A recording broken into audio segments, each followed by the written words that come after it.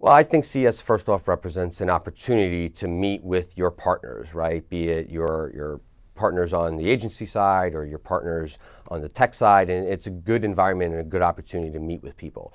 I think beyond that, right, there's some interesting developments that are coming, right, further into the Internet of Things, further into virtual reality, which really, holds and meets well with what we're trying to do with tentpole events, and how that matches up to what, a good fan experience should be.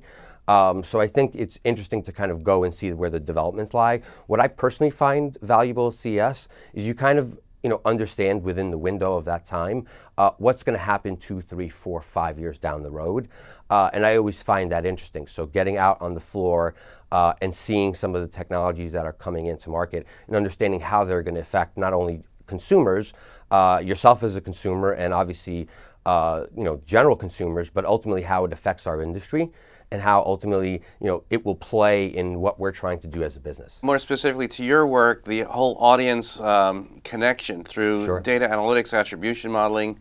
Where do we stand, and where do you hope things go in the next 12 months? Ultimately, we want to provide, ROI for anybody that's investing with us, right? So the opportunity to go further into deeper targeting and those kinds of opportunities, to have a one-on-one conversation with your audience, I think is super important, and we're very highly committed to that.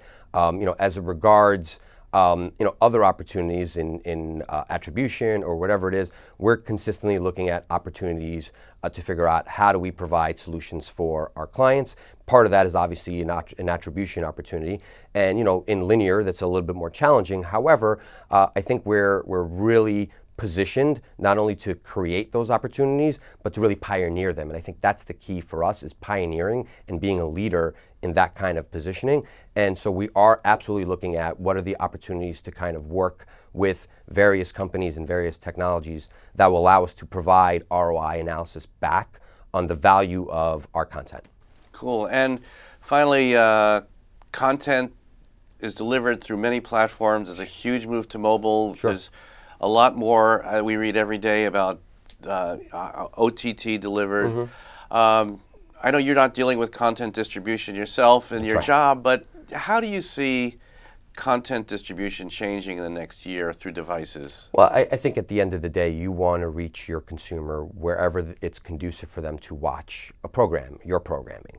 So whether that's in mobile, I think mobile represents a little bit more of an environment that is conducive to when you're out of your home versus when you're in your home. Now, you might be playing on your phone, while watching a programming, and that could be any kind of, interaction with that, whether that's with social media or whether that's with games or whatever it is. But I think the opportunity for mobile is really kind of two things. It's one, reaching people in location and time with messaging that's relevant. Two, a real opportunity to get them in a moment of time where they're probably invested in either consuming specific kind of content or at the same time conducive to receiving a message that's relevant for them. And the more you understand about people's habits and mobility, with mobility, I think the better you are understanding the behaviors and the natures of your consumers. At that point, you could, again, reach them with messaging, both from a programming perspective and from a branding perspective, that's relevant for them. And at the end of the day, what you want to do is deliver relevant messages to your fans.